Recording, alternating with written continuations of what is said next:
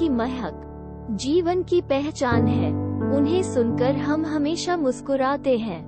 वो मजेदार कथाओं की धाक है। नमस्कार, हमारे YouTube channel story time with AI में आपका दिल की गहराई से स्वागत है। हमारी वीडियो को लाइक करें, चैनल को सब्सक्राइब करें और बेल आइकॉन पर क्लिक जरूर करें। मेरा नाम गार्गी है। कैसे हो दोस्तों? आज हम जो कहानी लेकर आए हैं वो कहानी है बीरबल की खिचड़ी। बहुत समय पहले की बात है।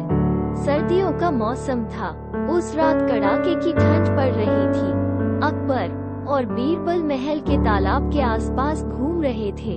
अचानक उनके बीच धन के विषय पर बहस होने लगी।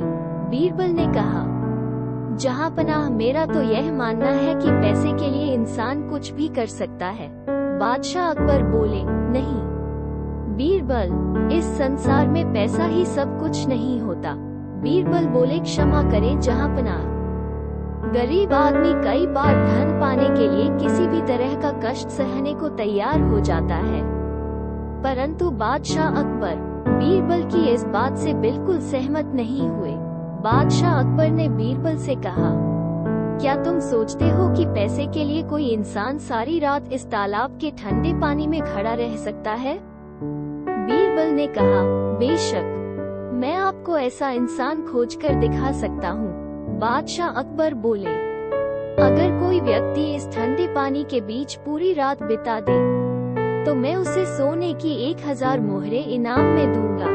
फिर अगले दिन बीरबल एक दुबले पतले और गरीब आदमी को लेकर दरबार में आए, जो चुनौती लेना चाहता था। बादशाह अकबर ने कहा, बहुत अच्छे बीरबल, अगर यह आदमी सारी रात तालाब के ठंडे पानी में खड़ा रहने में कामयाब रहा तो मैं इसे सोने की 1000 मोहरें इनाम में अवश्य दूंगा। राजा अकबर की चुनौती के अनुसार वह व्यक्ति सारी रात उस ठंडे पानी के तालाब में खड़ा रहा। अगली सुबह वह आदमी दरबार में आया और अपना इनाम मांगा।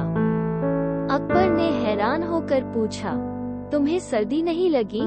आखिर तुम सारी रात उस ठंडे पानी में कैसे खड़े रहे? वो आदमी बोला, जहांपनाह, काफी दूरी पर महल में एक दीपक जल रहा था। मैं उसे देखता रहा और उसकी गर्मी से मुझे ये चुनौती पूरी करने में मदद मिली। ये सुनकर बादशाह अकबर को बहुत गुस्सा आया। उन्होंने उस आदमी को इनाम देने से साफ इनकार कर दिया।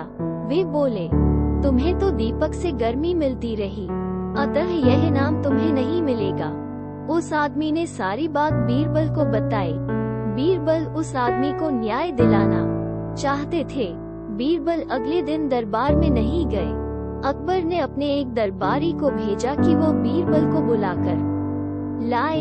दरबारी ने अकबर से आकर कहा, जहांपनाह, बीरबल खिचड़ी पका रहे हैं। जब खिचड़ी तैयार हो जाएगी तो वे उसे खाकर दरबार में आएंगे। लेकिन शाम हो गई और बीरबल दरबार में नहीं आए। जब बादशाह अकबर से नहीं रहा गया तो वे बीरबल से मिलने के लिए उनके घर चले गए।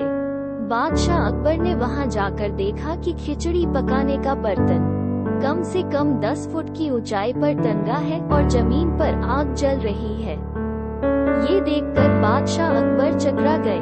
अकबर ने बीरबल से कहा, उस बर्तन को पूरी आंच नहीं मिल रही है। तुम चाहे जितने दिन लगा दो, तुम्हारी खिचड़ी नहीं पक सकती। बीरबल बोले, जहांपनाह, जब बहुत दूरी पर जलते दीपक की लौ से किसी को गर्मी मिल सकती है तो इस 10 फुट की ऊंचाई से इस बर्तन को भी आंच मिल सकती है। बादशाह अकबर समझ गए कि बीरबल उनसे क्या कहना चाहते हैं। अगले ही दिन अकबर ने उस आदमी को बुलवाया और उसका इनाम देकर उसे विदा किया। इस प्रकार बीरबल ने अपनी बुद्धिमत्ता और सूझबूझ से उस आदमी को उसका पुरस्कार दिलवा दिया। इस कहानी से हमें क्या सीख मिलती है? कि अक्लमंदी से हर समस्या का समाधान हो सकता है। इसलिए मैं कहती हूँ, आदमी जन्म से नहीं कर्म से महान होता है। आज के लिए बस इतना ही। मिलते हैं फिर नई कहानी के साथ। तब तक अपना ख्याल रखें, सुरक्षित रहें। धन्यवाद।